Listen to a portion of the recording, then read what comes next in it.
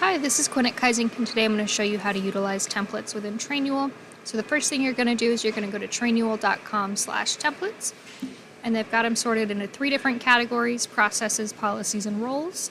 So let's say we want a process template, and then in here there's a search bar if you're looking for something specific, or you can kind of browse the different options they have. Let's say this is the one that we want to use, and it'll give you an overview on what's in it, all the different subcategories, as well as the text and information that's in there.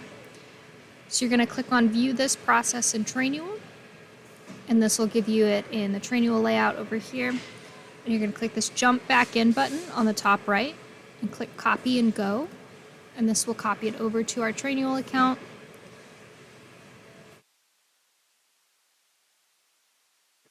So now we have that same content in our account that we can edit and change, any of this information here and what the main category that it's in is.